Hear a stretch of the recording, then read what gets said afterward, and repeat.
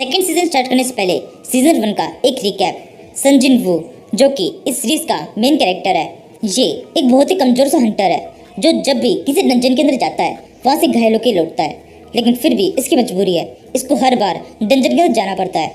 ये इतना ज्यादा गरीब है कि किसी भी नए वेपन को खरीद भी नहीं सकता है। एक बार ये एक टीम के साथ में एक डंजन के अंदर जाता है, जिस डंजन के अंदर इनकी पूरी टीम कैद हो जाती है। काफी सारी मूर्तियां अचानक से हिलने लगती है और इन सभी के ऊपर अटैक कर देती है। इस अटैक में सन जिन वू के सारे साथी मारे जाते हैं और इसी अटैक के अंदर सन जिन वू की लाइफ बदल जाती है।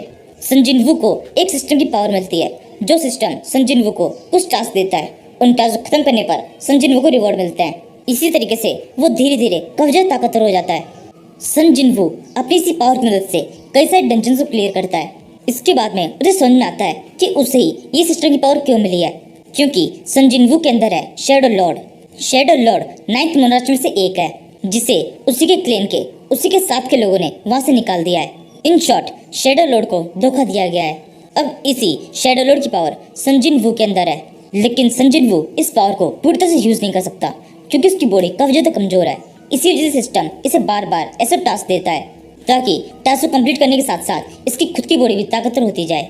इसी तरह से टास्क को कंप्लीट करते हुए कई सारे मॉन्स्टर से फाइट करते हुए सन जिन वू शैडो लॉर्ड की पूरी पावर को एक्सेस करने में कामयाब हो जाता है। और फिर सन जिन वू इन 8 मोनार्च के साथ में फाइट करता है, क्योंकि ये 8 मोनार्च अर्थ के ऊपर अटैक करने वाले थे। इस फाइट के अंदर सन जिन वू की जीत होती है। एक बहुत खतरनाक फाइट होती है। इस फाइट के अंदर पूरी अर्थ खत्म हो जाती है। अर्थ में जितने भी लोग रहते हैं वो सब के सब इस फाइट के अंदर मारे जाते हैं। ये देखकर सन जिन वू ये सब कुछ ठीक करने की सोचता है। वो वापस से किसी तरह से टाइम के पीछे जाता है। वो वापस से उस टाइम पहुंचता है जब ये सब कुछ शुरू नहीं हुआ था। इसके बाद में सन जिन वू एक सफर पर निकल जाता है। हर एक मॉन्स्टर जो कि कभी आगे चलकर अर्थ पे अटैक कर सकते हैं, उन सभी को सन जिन वू शैडो लॉर्ड की पावर की मदद से अटैक करने से पहले ही मार देता है। और फिर अकेले ही इस पूरी फाइट को जीतने के बाद में वापस से अर्थ पे लौट आता है। ये सब करने में सन जिन वू को पूरे 2 साल का टाइम लग जाता है। सब कुछ पहले ही खत्म कर देने के कारण अब यहाँ पर कोई भी बोतल ओपन नहीं होता। किसी को भी नहीं पता डंजन क्या है सिवाय सन जिन वू के। और यहीं पर सीजन 1 खत्म होता है और सीजन 2 की स्टार्टिंग होती है, जिसमें बहुत सारे नए खतरे होंगे और बहुत सारी एक्सट्रीम लेवल फाइट्स होगी। एपिसोड की स्टार्टिंग में हमें एक पुलिस स्टेशन का सीन दिखाते हैं, जहाँ पर एक डिटेक्टिव जिसका नाम वू जिन है, वो अपने कुछ साथी ऑफिसर के साथ में है। सामने की तरफ 2 क्रिमिनल्स बैठे हुए हैं जो कि यहाँ पर सरेंडर करने के लिए आए हैं। इनसे बात करने में पता पड़ता है कि कुछ शैडो मॉन्स्टर्स ने इनको बहुत बुरी तरह डराया है और इसी डर के कारण ये यहाँ पर सरेंडर करने आए हैं। उन मॉन्स्टर्स ने इन्हें धमकी भी दी है कि 24 घंटे के अंदर अगर ये सरेंडर नहीं करेंगे तो वो मॉन्स्टर्स वापस से आकर इन्हें मार देंगे। वो जिन और उस पुलिस स्टेशन के अंदर जितने भी ऑफिसर्स होते हैं उनको इस कहानी के ऊपर बिल्कुल विश्वास नहीं होता। वो डिसाइड करते हैं कि इन क्रिमिनल में से एक को ये अरेस्ट नहीं करेंगे, खुला छोड़ देंगे और उसके ऊपर नजर बना के रखेंगे। इस तरह से ये उस इंसान को पकड़ पाएंगे जो कि इन सभी को इस तरह से डरा रहा है। उस पुलिस स्टेशन के कुछ हाई ऑफिसर्स इस प्लान को बनाने के बाद में वो जिन से इस बारे में बात करते हैं। वो जिन इसके लिए साफ कर देता है और कहता है क्रिमिनल्स की जान को खतरे में डालना बिल्कुल भी ठीक नहीं है। कितने मुश्किल से ये सरेंडर करने के लिए आए हैं, अगर हम इन्हें छोड़ देंगे तो हो सकता है ये भाग जाएं। ऑफिसर्स वो जिन की बात को जगह टाल देते हैं कि वो पूरे समय इन क्रिमिनल्स के ऊपर नजर बना के रखेंगे और ऐसे खुला नहीं छोड़ेंगे, एक बंद जगह पे रखेंगे। अगर सच में कोई शैडो मॉन्स्टर होगा तो वो ऐसे भी अंदर आ ही जाएगा। और ये तो पूरी तरह से पक्की बात है, ये दोनों क्रिमिनल्स जो कह रहे हैं वो पूरी तरह झूठ है। इनकी कोई अलग सी चाल है जिसे हम अभी समझ नहीं पा रहे हैं। इसे समझने के लिए ये तो करना ही होगा। वो जिन अभी भी तैयार नहीं होता। वो कहता है लेकिन हम क्रिमिनल्स की जान को ऐसे खतरे में नहीं डाल सकते। अगर कोई सच में इन्हें मारने के लिए आ गया तो। ऑफिसर कहता है तो हम किस लिए हैं, हम पूरे समय उन पर नजर रखने वाले हैं। अगर कोई भी इन्हें मारने के लिए आएगा तो हम उन्हें अरेस्ट कर लेंगे। अब सब कुछ डिसाइड हो चुका है, अगर तुम चाहो तो हमारे साथ में चल सकते हो। ये पूरी तरह तुम्हारी चॉइस है, तुम चाहो तो रुक जाओ। अब ये सुनने के बाद में वो जिन को भी थोड़ी चिढ़ आती है। वो जिन मान जाता है। वो जिन और उस सारे ऑफिसर्स उस एक क्रिमिनल को लेकर एक गोदाम के अंदर आते हैं जो कि बंद है। 24 घंटे पूरे निकल इंतजार करने लगते हैं। इस टाइम पर ये क्रिमिनल बहुत बुरी तरह डरा होता है। ये तीनों ऑफिसर से बहुत ज्यादा रिक्वेस्ट करता है कि जेल में डाल दो, लेकिन यहाँ पे मत छोड़ो। लेकिन ऑफिसर्स नहीं मानते। 24 घंटे पूरे हो जाते हैं, कोई भी रिएक्शन दिखाई नहीं देता। ये देखकर एक ऑफिसर कहता है क्या देखो कुछ भी नहीं हुआ है। इसी टाइम पर वहाँ पे कुछ एक्टिविटी होना शुरू हो जाती है। वहाँ पर कोई एनर्जी फील होती है। अचानक से एक शैडो का जोर से अटैक होता है जो सीधे उन दोनों ऑफिसर्स के ऊपर होता है। ये अटैक पड़ते ही दोनों ऑफिसर उछल के एक दीवार पर रहते हैं और बेहोश जाते हैं। अब केवल वो जिन और वो क्रिमिनल ही है जो कि पूरी तरह से होश में है। इन दोनों को दिखाई देता है जमीन के अंदर से कुछ मॉन्स्टर्स बाहर निकल रहे हैं। ये शैडो मॉन्स्टर्स है, जिन्हें देखकर उस क्रिमिनल और वो जिन दोनों की हालत काफी ज्यादा खराब हो जाती है। वो जिन बिल्कुल भी अपनी बॉडी को मूव नहीं कर पाता। शैडो मॉन्स्टर्स काफी तेजी से उस क्रिमिनल के पास में आते हैं और उसको मार देते हैं। वो जिन बस खड़ा खड़ा ये सब कुछ देखता रहता है। वो शैडो मॉन्स्टर्स उस क्रिमिनल को बहुत बुरी तरह से मारते हैं, उसकी बॉडी का पूरी तरह जूस बना देते हैं और फिर जिस तरह से वो इस जगह पर आए थे उसी तरह से चले भी जाते हैं। उन सभी के वहां जाने के बाद में मुझे सोचने लगता है ये मैंने क्या देख लिया, अब मैं किस तरह से बाकियों को इसके पर विश्वास दिलाऊंगा कि मैंने क्या देखा है। इसके बाद में सीन शिफ्ट होता है। हम वापस से उस पुलिस स्टेशन से देखते हैं जहाँ पर इन तीनों से भी एक हायर ऑफिसर है जो कि इन तीनों के ऊपर बहुत ज्यादा गुस्सा कर रहा है। वो इन तीनों से कहता है कि तुम्हारी हिम्मत कैसे हुई एक क्रिमिनल जो कि सरेंडर करने के लिए आया था उसे इस तरह से लेके जाने की। यही कहते हुए वो हायर ऑफिसर उन तीनों के ऊपर बहुत ज्यादा गुस्सा कर रहा होता है और उन तीनों से पूछ रहा होता है वहाँ पर हुआ क्या, लेकिन किसी के पास भी कोई भी जवाब नहीं होता क्योंकि ये दो ऑफिसर तो कुछ भी देखने से पहले बेहोश हो चुके थे। केवल वो जिन अकेला ही था जिसे सब कुछ देखा था, लेकिन उसे भी शक था कि कोई भी उसकी बात को मानेगा नहीं, इसलिए वो जिन उन्हें कुछ बताता नहीं है। कमिश्नर वो जिन से पूछता है तुमने तो एम्बुलेंस को बुलाया था, यानी कि वहाँ पर जो कुछ भी हुआ वो सब तो तुमने देखा होगा। वो जिन इस बात को टालते हुए कहता है मैं पूरी तरह शॉक हो गया था, वहाँ पर जो कुछ भी देखा वो सब मुझे इसे याद ही नहीं आ रहा है, मुझे नहीं पता है वहाँ पर क्या हुआ था। और जब तक मुझे समझ में आया उस क्रिमिनल की डेथ हो चुकी थी। ये सुनकर वो हाई ऑफिसर कहता है ये सब बिल्कुल भी ठीक नहीं हुआ है, इसके बारे में ऊपर तक जवाब देना होगा। अभी के लिए इस केस को यहीं पे बंद कर दो, इसके बारे में बिल्कुल भी इन्फॉर्मेशन यहाँ से बाहर नहीं जानी चाहिए, किसी को भी इसका पता नहीं चलना चाहिए। यही कहकर वो हायर ऑफिसर वहाँ चला जाता है, लेकिन वो जिन नहीं मानता। पहले तो वो जिन खुद ही इस केस को लेने के लिए इस मिशन को शुरू करने से मना कर रहा था, अब वो खुद ही आगे बढ़कर इसके बारे में और ज्यादा इन्फॉर्मेशन निकालने लगता है, जिसमें उसे पता चलता है ये जो भी कुछ हो रहा है, ये सारे सरेंडर्स जो भी क्रिमिनल अपने सरेंडर कर रहे हैं, ये सब के सब फरवरी के एंड से और मार्च की स्टार्टिंग से शुरू हुए हैं। विजिन इस बारे में अपने एक साथी ऑफिसर से बात करता है, जिससे उसे पता चलता है फरवरी का एंड एंड मार्च का स्टार्ट ये वो टाइम है जब स्टूडेंट्स अपने स्कूल को ज्वाइन करते हैं। वैसे इन्फॉर्मेशन कुछ खास नहीं थी, लेकिन क्योंकि विजिन एक डिटेक्टिव है इसलिए उसे इस इन्फॉर्मेशन सुनने के बाद में काफी कुछ समझ में आने लगता है। यहाँ से सीन शिफ्ट होता है। हमें सुबह के टाइम एक स्कूल का सीन दिखाते हैं। स्कूल के अंदर काफी सारे स्टूडेंट्स जा रहे हैं। इन्हीं स्टूडेंट में से एक है संजिन वू, सीरीज का मेन कैरेक्टर। संजिन वू ने इसी साल इस स्कूल के अंदर एडमिशन लिया है। संजिन वू के बारे में इस स्कूल का प्रिंसिपल और पीटीआई आपस में कुछ बातें चल रहे हैं। ये दोनों बात करते डिसाइड कर रहे हैं कि किस किस को हिट लिस्ट के अंदर शामिल करना है। इस तरह से ये दोनों स्कूल के कुछ बदमाश बच्चों को अलग कर लेना चाहते हैं। इसी लिस्ट के अंदर संजिन वू का भी नाम है, क्योंकि संजिन वू 2 साल तक गायब था और अब 2 साल बाद में उसने वापस से अपने स्कूल को ज्वाइन किया है। स्कूल का प्रिंसिपल पीटीआई से इस लड़के संजिन वू से बात करने के लिए कहते हैं। पीटीआई फुल कॉन्फिडेंस में कहता है आप बिल्कुल चिंता मत कीजिए, ये सभी लोग मुझे कोबरा ऐसे ही नहीं कहते, मैं एक बार इस लड़के से बात करूंगा और उसको सीधा कर दूंगा। यही कहते हुए वो पीटीआई जिसका ओरिजिनल नेम मिस्टर पार्क है, ये उस ऑफिस से बाहर निकल जाता है। इसके बाद में हमें असेंबली का सीन दिखाते हैं जहाँ पर संजिन वू भी खड़ा होता है। इसी टाइम पर पीटीआई पार्क इस जगह पहुंच जाता है। उसकी नजर सीधे संजिन वू की तरफ पड़ती है। वो संजिन वू की तरफ बढ़ने लगता है और सोचता है आज इसका स्कूल के अंदर पहला दिन है, आज के दिन मैं इसे बुरी तरह से लतेड़ दूंगा। एक बार जब ये मुझसे डर जाएगा तब उसके बाद में कोई भी हरकत करने से पहले 10 बार सोचेगा। यही कहते वो पीटीआई संजिन वू के पास में आकर उसे कहता है ए लड़के तुम यहाँ देखो, तुम्हें पता नहीं है स्कूल यूनिफॉर्म में ग्लव्स अलाउ नहीं है, तुमने ग्लव्स पहन रखे हैं। ये सुनकर संजिन वू उस पीटीआई की तरफ देखता है और अब पीटीआई की हालत बहुत ज्यादा खराब हो जाती है। पीटीआई को संजिन वू के पीछे एक शेडो मॉन्स्टर दिखाई देता है जो कि किसी और को दिखाई नहीं दे रहा। उसे देखकर पीटीआई बहुत ज्यादा डर जाता है। वो बस किसी तरह से अपनी चीख को रोक देता है और पीछे की तरफ मुड़ जाता है और किसी दूसरे स्टूडेंट को भी चिल्लाने लगता है और सोचता है ये अभी मैंने क्या देखा, क्या सच में वहाँ पर एक मॉन्स्टर था। यहाँ से सीन दोबारा शिफ्ट होता है। हम संजिन वू को उसके क्लास के अंदर देखते हैं। सभी स्टूडेंट्स आपस में बात कर रहे हैं। संजिन वू अपने अलग अपने टेबल पे बैठा हुआ है। तभी उसके पास में एक लड़का आता है जिसका नाम योन गिल है। इन दोनों के बीच में बात चल रही होती है। तभी वहाँ पर क्लास के कुछ बदमाश लड़के आ जाते हैं और संजिन वू को परेशान करने के लिए उससे ग्लव के बारे में बात करने लगते हैं और जबरदस्ती उसे ग्लव उतारने के लिए कहते हैं। संजिन वू उसके लिए मना करता है। संजिन वू के पास में जितने मॉन्स्टर होते हैं वो बहुत गुस्सा करने लगते हैं। संजिन वू अपने मॉन्स्टर को शांत करता है और जब वो स्टूडेंट्स ज्यादा जिद करते हैं तब संजिन वू अपना ग्लव उतार देता है। संजिन वू के हाथ की हालत काफी ज्यादा खराब होती है। उसके हाथ के ऊपर काफी ज्यादा घाव लगे होते हैं जो कि संजिन वू की फाइनल फाइट के अंदर हुए होते हैं। काफी सारे घाव थे जो कि कम हो गए, लेकिन हाथ के घाव वैसे की वैसे ही रह गए। हाथ के इन घावों को देखकर उन स्टूडेंट्स को भी काफी ज्यादा अजीब सा लगता है। वो संजिन वू से वापस से उसे ग्लव पहनने के लिए कहते हैं और ग्लव उतारने के लिए मान जाने के लिए संजिन वू के ऊपर गुस्सा करने लगता है और वहां से जाने लगता है। इसी टाइम पर संजिन वू की एक एंड शैडो मॉन्स्टर उन लड़कों की शैडो के अंदर घुस जाती है और उन्हें परेशान करने के लिए उनमें से एक को जमीन पर गिरा देती है, जिसके साथ ही सभी सब जमीन पर गिर जाते हैं। उस क्लास के आसपास में जो बाकी के स्टूडेंट्स होते हैं वो सबकी सभी सब देख लेते हैं और उनके ऊपर जोर से हंसने लगते हैं। शैडो मॉन्स्टर वापस से संजिन वू के पास में जाता है। इसके बाद में अगले सीन में संजिन वू और योन गिल एक कॉरिडोर के अंदर घूमने लगते हैं। योन गिल संजिन वू को कोई क्लब ज्वाइन करने के लिए कहता है। संजिन वू ने पहले ही एक क्लब को ज्वाइन करने के बारे में सोच रखा होता है, जो कि है ट्रैक फील्ड क्लब। इसके बाद में संजिन वू इस क्लब की ज्वाइनिंग के लिए जाने लगता है। योन गिल भी संजिन वू के साथ होता है। ये दोनों क्लब कैप्टन टिया वुंग से बात करने लगते हैं। टिया वुंग कहता है, क्या तुम दोनों इस क्लब को ज्वाइन करना चाहते हो? संजिन वू कहता है, नहीं, मैं अकेला ज्वाइन करूंगा।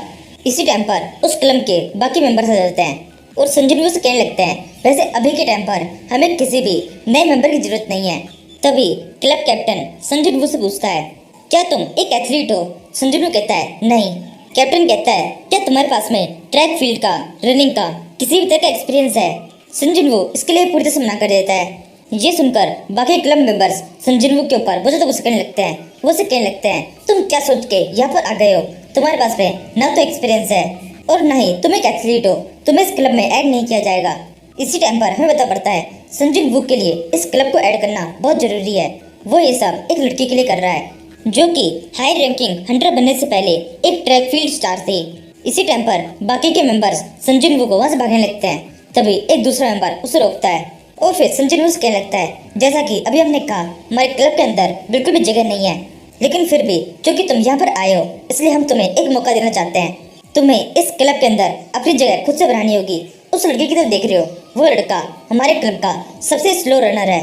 अगर तुम उसे रेस के अंदर हरा देते हो तो तुम इस क्लब के अंदर एंटर कर सकते हो, और वहीं अगर इस रेस के अंदर तुम हार जाते हो तो तुम्हें 1 महीने तक हमारे कपड़े धोने का काम करना होगा, और जिसके तुम्हें बिल्कुल भी पैसे नहीं मिलेंगे। संजिन वू बिना कुछ सोचे इसके लिए हाँ कह देता है। इसके बाद में हमें उस पीटीआई को दिखाते हैं जिसकी हालत अब थोड़ी ठीक है। उस पीटीआई के पास में एक दूसरी टीचर उसकी हालत पूछने के लिए आती है।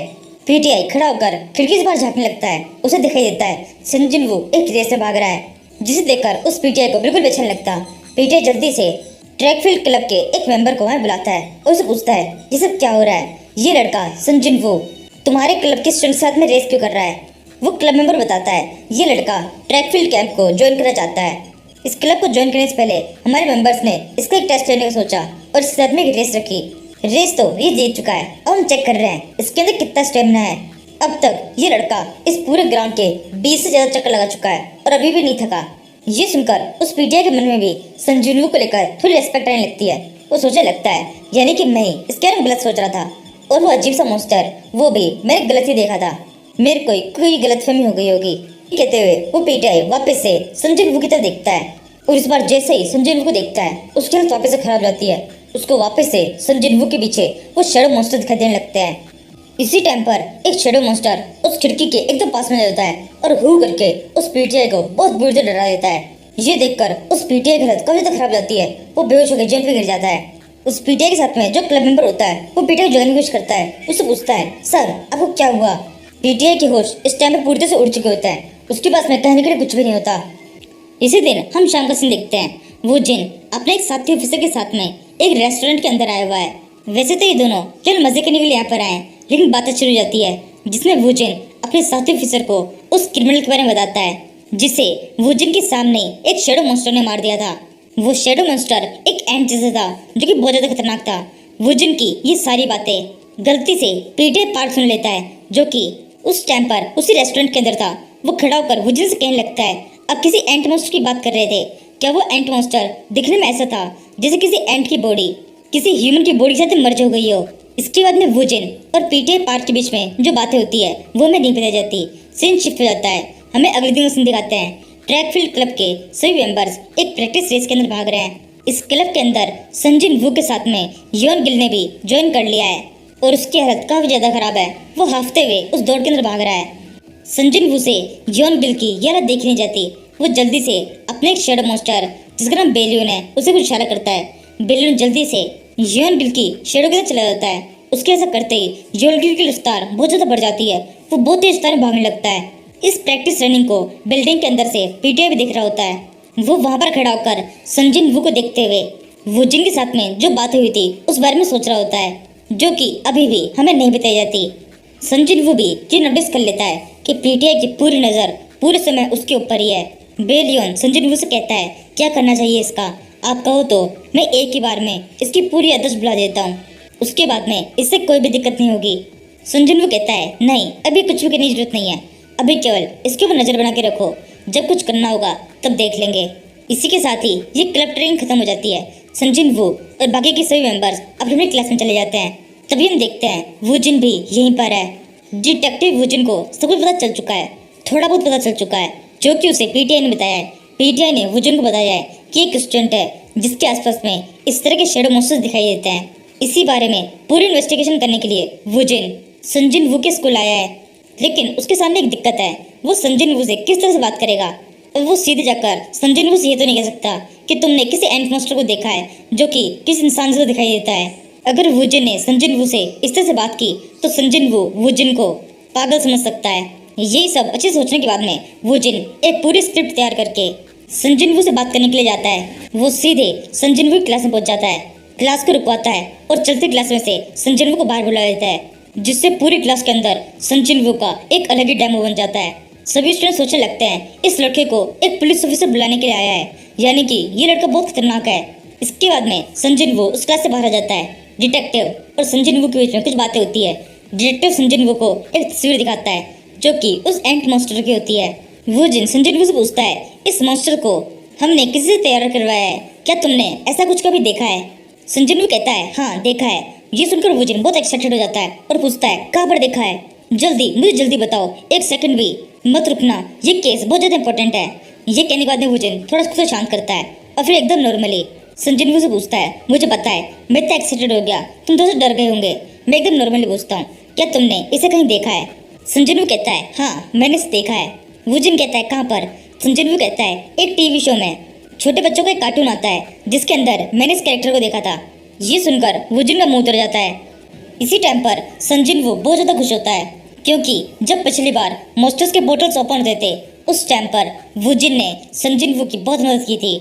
जब संजिन वू इस टाइम पर वूजिन को देखता है तो एक बार के लिए उसके मन में आता है कि इसको सब कुछ बता देते हैं, लेकिन फिर संजिन वू खुद को रोक देता है। वूजिन वहां जाने लगता है। संजिन वू कहता है, आपको बस इतनी बात करनी थी। वूजिन कहता है, हाँ बस इतनी करनी थी। संजिन वू कहता है, ये तस्वीर जो कि आपके पास में है ये मुझे दे दीजिए, मैं कुछ लोगों को जानता हूँ जो कि इसे देखकर बहुत खुश हो जाएंगे। ये सुनकर वूजिन उस तस्वीर को संजिन वू को देखकर वहां से चला जाता है। वूजिन के वहां जाने के बाद में संजिन वू से उसका एक शेडो मॉन्स्टर पूछने लगता है, आपने इसको सब कुछ बताया क्यों नहीं? संजिन वू कहता है, अभी कुछ भी बताने की जरूरत नहीं है, सब कुछ नॉर्मली कितना अच्छा चल रहा है, ऐसे चलने देना चाहिए।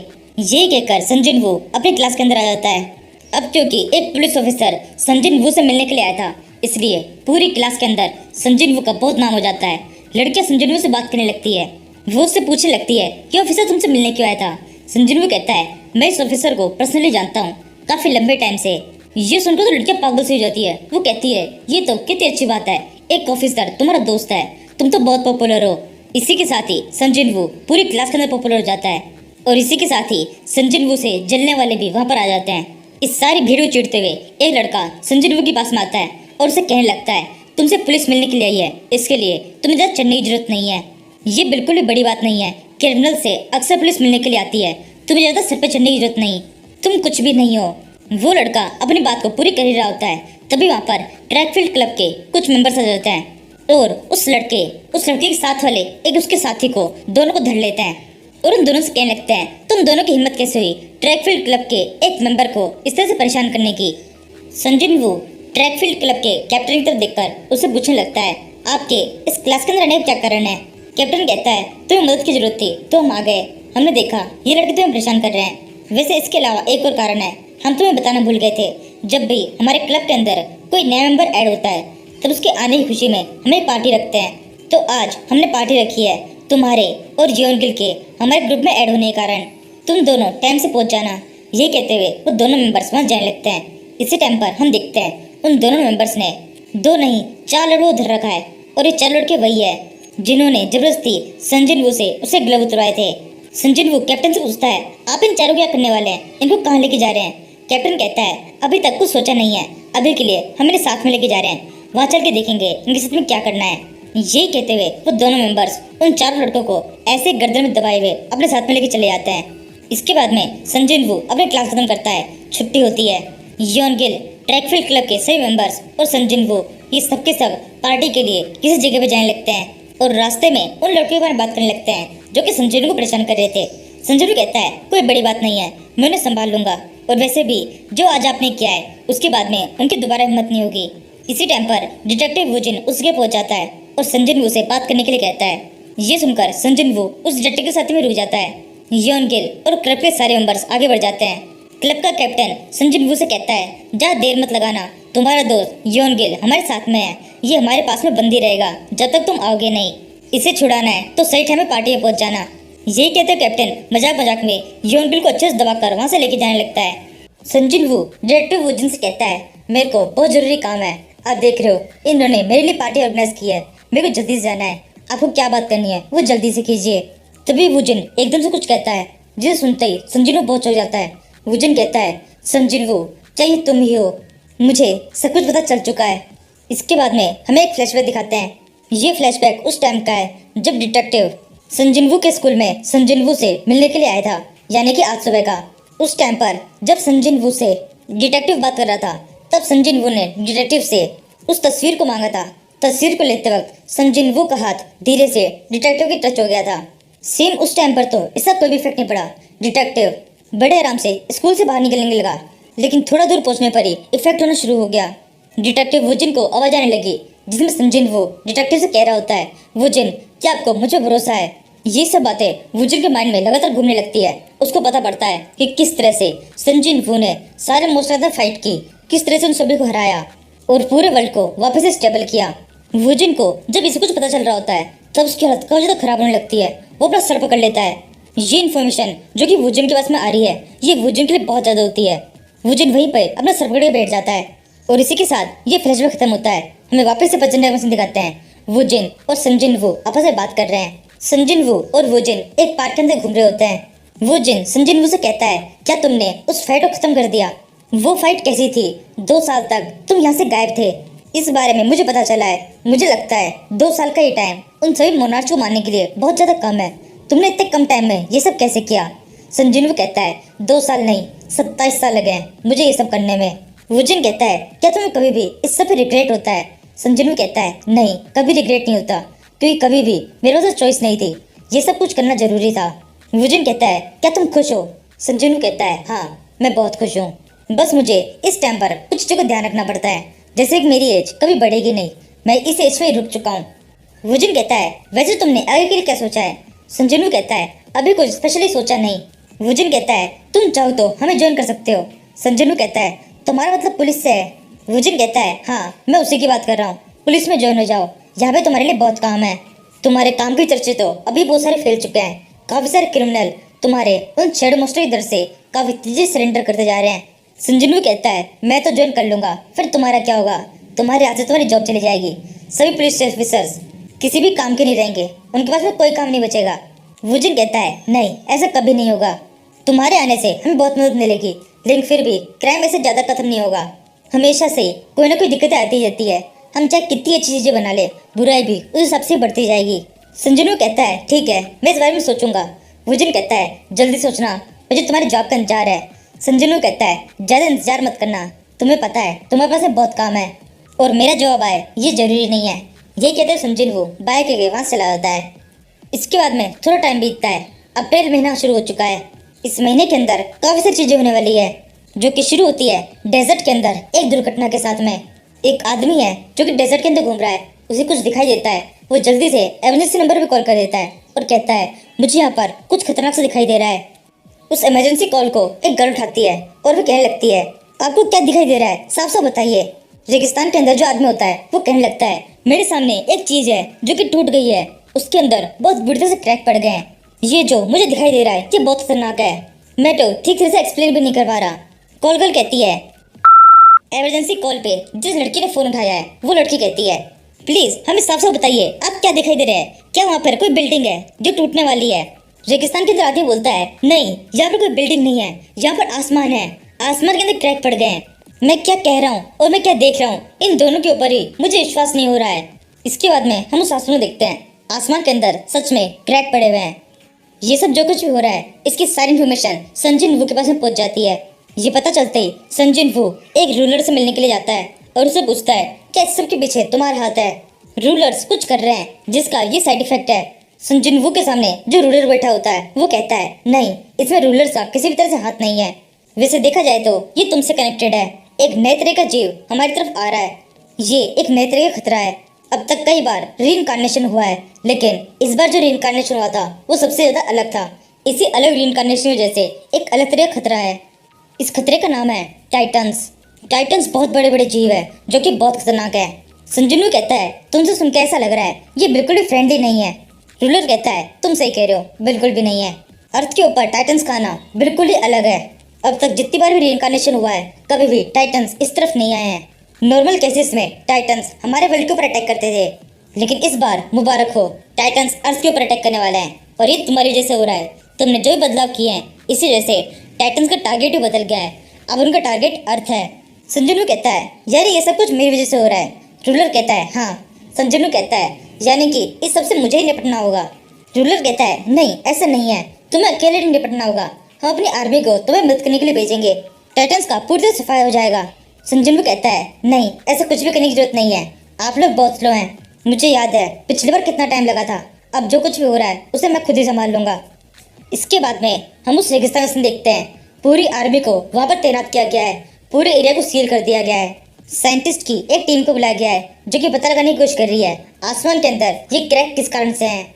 अभी के टाइम पर आर्मी को ऐसा लगता है इस क्रैक से होते हुए एलियंस अर्थ के ऊपर आने वाले हैं, इसीलिए आर्मी ने इस जगह पर अपने काफी सारे वेपन्स मंगाए हैं, जिन्हें देखकर जनरल बहुत खुश है। वो सोच रहा है कि अगर कोई भी इस क्रैक से होते हुए इस वर्ल्ड के अंदर आएगा तो इन वेपन्स की मदद से उन्हें बड़ी आसानी से मार दिया जाएगा। जनरल इतना सोचता है कि तभी वहाँ पर कुछ अजीब सा होने लगता है। वो सारे टैंक्स जितने वेपन्स आर्मी लेके आई होती है वो अपने आप ही हवा में उड़ने लगते हैं। जी देखकर सभी सब चौंक जाते हैं, किसी को समझ में नहीं आता रहा ये सब क्या हो रहा है और कौन कर रहा है। हम देखते हैं ये सब कुछ संजन वू कर रहा है। संजन वू ने दूर से इस आर्मी की नजर बनाए रखी है। संजन वू कहता है, इस फाइट के अंदर इन टैंक्स का कुछ भी काम नहीं है, टैंक्स के खिलाफ ये कुछ भी नहीं कर पाएंगे। ये फाइट पूरी तरह से मेरी है जिसे मुझे ही खत्म करनी होगी। एक मोनार्च जो कि एक हंटर है, ये कहते हुए संजन वू अपने दूसरे स्किल यूज करता है जिससे उस जगह पर काफी सारी तलवारें और ब्लेड दिखाई देने लगती है, और इसी के साथ पहले स्किल को यूज करना बंद कर देता है, जिससे वो सारे वेपन्स टैंक्स आर्मी के वो सब के सब एक साथ जमीन पे गिर जाते हैं। जनरल अभी भी बहुत ज्यादा चौंका होता है, वो आसमान की तरफ देखता है, आसमान के अंदर रिएक्शन काफी ज्यादा तेज हो गए हैं। आसमान में जिस जगह पर क्रैक्स दिखाई दे रहे थे अब उसी जगह पर एक बड़ा सा पोर्टल दिखाई दे रहा है, जिस पोर्टल के अंदर से कुछ बड़े बड़े जीव, बड़े बड़े टाइटन्स अर्थ के ऊपर आ रहे हैं। इसके बाद में हमें पता पड़ता है संजिन वू जब उन टैंक्स को हवा में उड़ा रहा था तब वो उन्हें उस जगह से दूर भी लेके जा रहा था, जिस वजह से वो एरिया जहाँ पर वो टाइटन्स है उस जगह पर संजिन वू के अलावा और कोई भी नहीं है। टाइटन्स की नज़र सबसे पहले संजिन वू के ऊपर पड़ती है। वो संजिन वू से कहता है, क्या तुम्हें लगता है तुम अकेले हमसे फाइट कर सकते हो? तुम यहाँ पर हमसे फाइट करने के लिए आए हो, तुम्हें नहीं लगता तुमने अकेले आकर गलती कर दी है? संजिन वू कहता है, क्या तुम्हें लगता है मैं यहाँ पर अकेला हूँ? एक बार फिर से गिनो। ये कहने वक्त संजिन वू उसके पास में जितने भी शैडो मॉन्स्टर्स होते हैं उन सभी को बाहर निकालने लगता है। पूरी शैडो आर्मी बाहर आ जाती है। इस आर्मी के अंदर बहुत सारे ताकतवर मॉन्स्टर्स होते हैं। संजिन वू कहता है, अटैक। यहाँ से सीन शिफ्ट होता है, हमें प्रेसिडेंट मैंशन का सीन दिखाते हैं, जहाँ पर प्रेसिडेंट के पास में इंफॉर्मेशन पहुंच चुकी है कि किस तरह से आसमान के अंदर क्रैक पड़ गए हैं और टाइटन्स का अटैक हो गया है। इसीलिए प्रेसिडेंट ने एक मीटिंग बुलाई है। इस मीटिंग के अंदर बड़ी सी स्क्रीन के ऊपर बहुत सारे टाइटन्स को और संजिन वू को दिखाया जाता है। संजिन वू के साथ में बहुत सारे क्रिएचर्स होते हैं जो सारे शैडो मॉन्स्टर्स हैं।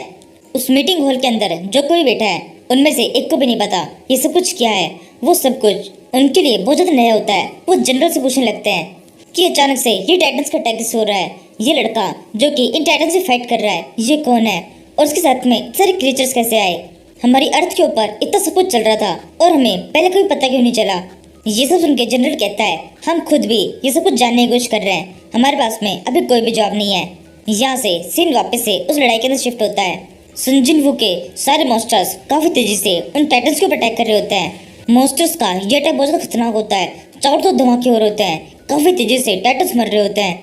एक तरफ सभी मॉन्स्टर्स उन टाइटन्स के ऊपर अटैक कर रहे हैं, वहीं दूसरी तरफ सन जिन वू भी अपने तरीके से उन टाइटन्स के ऊपर अटैक कर रहा है। सन जिन वू के पास में बहुत सारी उड़ती हुई तलवारें हैं, जिनकी मदद से सन जिन वू पीछे रहते हुए उन टाइटन्स के ऊपर काफी तेजी से अटैक करता जा रहा है। उन सभी टाइटन्स में से एक टाइटन जो सबसे ज्यादा ताकतवर होता है, उसके ऊपर सन जिन वू जब अपनी तलवारों से अटैक करता है, तब वो टाइटन अपनी बॉडी को बहुत ज्यादा हार्ड कर लेता है। वो सारी ब्लेड्स में से एक भी उस टाइटन की बॉडी के अंदर घुस नहीं पाती। वो टाइटन चिल्लाते हुए सन जिन वू से कहने लगता है, तुम्हारी ये ब्लेड्स बिल्कुल बेकार है, ये मेरे ऊपर असर नहीं करेगी। ये सुनकर सन जिन वू जोर से चलता है और फिर कहता है, तुम्हारे लिए मेरे पास में कुछ अलग है। ये कहने के बाद सन जिन वू अपने शैडो क्लो स्किल का यूज करता है, जिससे वहाँ पर एक बहुत बड़ा क्लो बन जाता है, जिसका साइज उस टाइटन के साइज से भी ज्यादा बड़ा होता है। सन जिन वू के इस बड़े से हाथ के सामने वो टाइटन बिल्कुल भी नहीं टिक पाता। जैसे ही हाथ बढ़ता है, टाइटन जमीन पर गिर जाता है। वहाँ चारों तरफ धूल छा जाती है। तभी धूल में से आवाज आती है, हमें बिल्कुल भी नहीं लगा था इस छोटे से प्लेनेट के ऊपर इतना ताकतवर जीव हो सकता है। हमने तुम्हारे ग्रह के ऊपर रिसर्च किया है, जिससे हमें पता पड़ा है तुम्हारे ग्रह के ऊपर जिसका साइज ज्यादा बड़ा होता है उसे ज्यादा ताकतवर समझा जाता है। और वही दूसरी तरफ टाइटन्स में ये चीज अलग होती है। जो सबसे ज्यादा ताकतवर टाइटन्स होते हैं वो अपनी बॉडी को श्रिंक कर सकते हैं, अपनी बॉडी को छोटा करके वो अपनी सारी एनर्जी को फाइट के अंदर यूज कर सकते हैं। मैं उन्हीं ताकतवर टाइटन में से एक हूँ। मेरा सामना तुम किस तरह से करोगे? अब मैं अपने सेकंड रूप में आ चुका हूँ, जिसमें मैं अपनी फुल फोर्स को यूज करूंगा। अब तक तुमने जो फाइट देखी है वो तो कुछ भी नहीं है, असली फाइट अब शुरू होगी।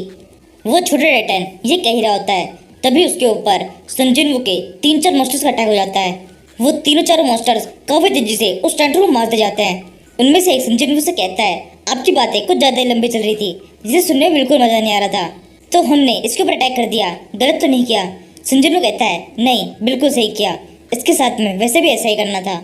खत्म कर दो इसे पूरी तरह से इस फाइट को जीत जाओ। सन जिन वू के कहने के साथ ही अटैक्स और भी ज्यादा तेज कर दिए जाते हैं। इसके बाद में हमें वापस से उस मीटिंग एरिया का सीन दिखाते हैं। वो सब अभी के अभी भी उस मीटिंग एरिया के अंदर अभी भी जितने ऑफिसर्स बैठे हुए हैं वो सबकी सभी जानने की कोशिश कर रहे हैं ये सब क्या चल रहा है। प्रेसिडेंट तो हाथ खड़े कर देता है, वो कह देता है, मुझे नहीं पता यहाँ पर क्या चल रहा है, और अगर हमें पता लगाना है तो मुझे ये पता है कि कौन हमारी मदद कर सकता है। इस सब के बारे में हमें उससे बात करनी होगी, उसे जरूर से कुछ ना कुछ पता होगा। प्रेसिडेंट के इतना कहने के साथ ही हमें एक लड़की की फोटो दिखाई देती है पीछे की साइड से, जिसे देखकर ही आधे बंदों को समझ में आ चुका होगा ये तस्वीर किसकी है। अब बाकी आधे लोग जो कि मेरे जैसे हैं, जिनको नहीं पता चला ये कौन है, उन्हें ये अगले एपिसोड में पता चलेगा। यहीं पर इस सीरीज का ये एपिसोड खत्म करते हैं। Thank you for watching.